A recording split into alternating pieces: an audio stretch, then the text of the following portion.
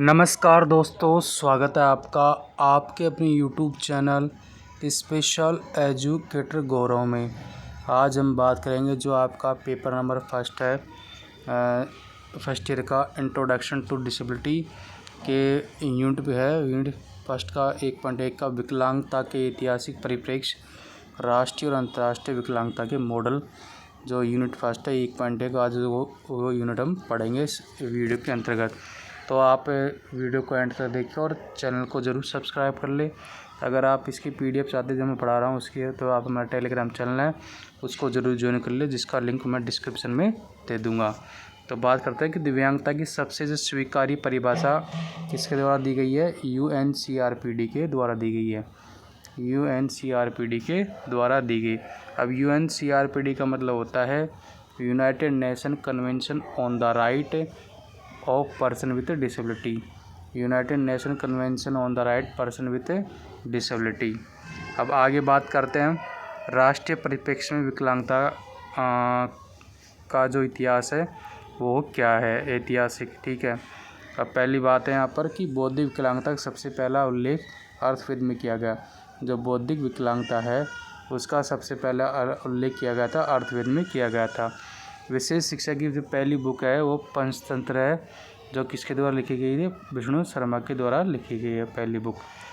अगला है कि 1883 में मुंबई में बधिर बच्चों के लिए पहले स्कूल की स्थापना की गई। कब की ये स्थापना?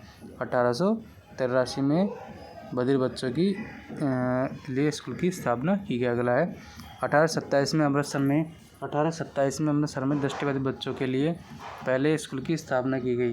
पहले स्कूल की स्थापना की कब की गई?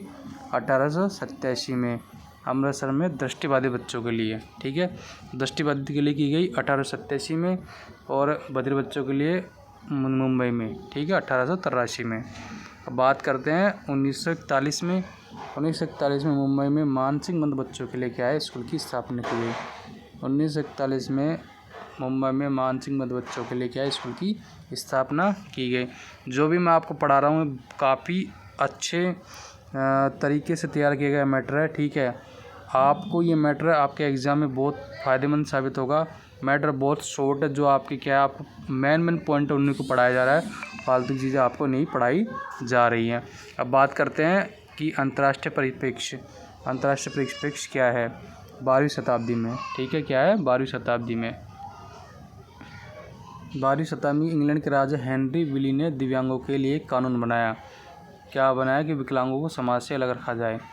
12वीं शताब्दी में इंग्लैंड के राजा थे हेनरी विली। इन्होंने क्या है, दिव्यांगों के लिए एक अलग कानून बनाया। कानून में ये था कि विकलांगों को समाज से अलग रखा जाए। अब 16वीं शताब्दी में क्या है कि 16वीं शताब्दी में पोप ग्रेगर ने विकलांगों की सेवा क्या दिया, उपदेश दिया। जो 16वीं शताब्दी उसमें पोप ग्रेगर ने यह विकलांग लोगों को यह उपदेश दिया कि आप विकलांग लोगों की क्या है, सेवा करनी चाहिए। अब बात करते हैं मध्यकालीन इतिहास। मध्यकालीन इतिहास में दिव्यांगों को बुरी आत्मा का प्रकोप कहकर बाहर कर दिया गया समाज से। ठीक है, इनको क्या है, बुरी आत्मा का प्रकोप कहकर समाज से क्या है, बाहर कर दिया गया। अब 17वीं शताब्दी में क्या है, दिव्यांगों के लिए क्या है, शिक्षण प्रशिक्षण का कार्य शुरू हुआ। कब हुआ? 17वीं शताब्दी के लिए दिव्यांगों के लिए शिक्षण प्रशिक्षण का कार्य शुरू हुआ। बात करते हैं 18वीं शताब्दी में। 18वीं शताब्दी में दिव्यांगों के लिए मानवीय इलाज प्रारंभ किया गया। 18वीं शताब्दी में दिव्यांगों के लिए क्या, मानवीय इलाज का प्रारंभ किया गया। अब बात है वर्तमान काल में।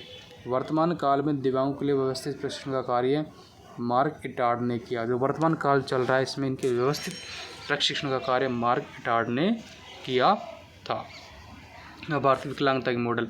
विकलांगता की जो मॉडल है वो धार्मिक नैतिक मॉडल। ठीक है, धार्मिक मॉडल, नैतिक मॉडल, चिकित्सा मॉडल, सामाजिक मॉडल और पहचान मॉडल। इन मॉडलों के बारे में हम बात करेंगे एक के बारे में कि मॉडल कौन कौन से। पहला है नैतिक मॉडल, नैतिक या धार्मिक मॉडल।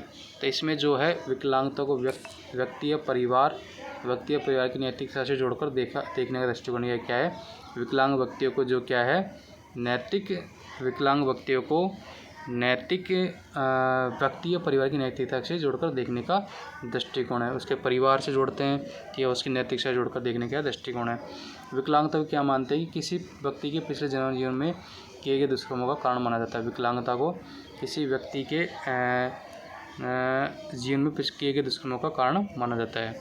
अब वह विकलांगता को ईश्वर के कार्य के रूप में देखता है। विकलांगता क्या है? विकलांगता ईश्वर के कार्य, मतलब ये क्या है?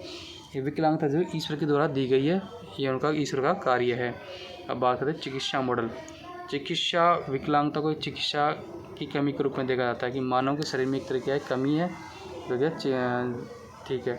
दूसरा, विकलांगता व्यक्ति के शरीर या दिमाग में गड़बड़ी की वजह से होती है।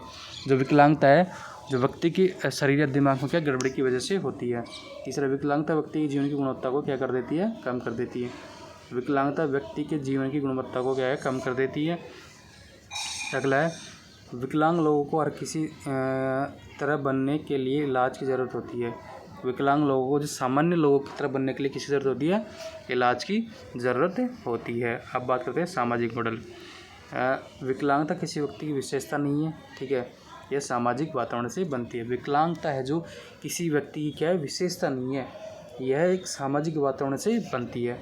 विकलांगता को दूर करने के लिए समाज को बदलाव लाने की ज़रूरत है। विकलांगता है, इसको दूर करने के लिए क्या है? समाज को क्या बदलाव लाने की क्या होती है? ज़रूरत है। अब विकलांग लोगों को उनके अधिकारों के प्रति जागरूक पैदा करनी चाहिए। विकलांग लोगों को क्या है? उनके अधिकारों के प्रति जागरूकता उनमें पैदा करनी चाहिए। अगला, विकलांग लोगों को शिक्षित और कुशल बनाकर उन्हें समान अवसर देना चाहिए। क्या अवसर देना चाहिए? समान अवसर देना चाहिए। आप साथ में कमेंट करके ये भी बताना कि जो मैं आपको कोई कंटेंट पढ़ा रहा हूँ आपको कैसा लगा, कमेंट करके ज़रूर बताना। अब बात करते हैं पहचान या मानवाधिकार मॉडल। विकलांगता क्या है? एक स्वाभाविक हिस्सा है, इसे मानव विविधता का हिस्सा माना जाता है। मानव विविधता, जैसे मानव विविधता का मतलब ये होता है कि जैसे हम सामाजिक रूप से, आर्थिक रूप से और व्यवहारिक रूप से सब अलग अलग होते हैं। इंसान अलग अलग होता है, ठीक है। कोई रंग में अलग होता है, कोई कैसे दिखने में अलग होता है, वही मानव विविधता का हिस्सा माना जाता है, ठीक है। विकलांग लोगों के अधिकार और विकल्पों का क्या है? सम्मान करना चाहिए। मानवाधिकार मॉडल ये कहता है कि विकलांग लोगों के अधिकार और विकल्प है उनका क्या करना चाहिए? सम्मान करना चाहिए, ठीक है दोस्तों। तो ये कुछ 1.1 यूनिट है, ठीक है। आप कमेंट करके बताना आपको कैसा लगा यूनिट आज की। अगर आप कमेंट में बताओगे जैसा कुछ तो हम और अगला वीडियो 1.2 का भी डालेंगे, जिससे क्या आपको एग्ज़ाम में बहुत हेल्प मिलेगी। और हमारा टेलीग्राम चैनल है उसको ज़रूर ज्वाइन कर लें, ठीक है दोस्तों।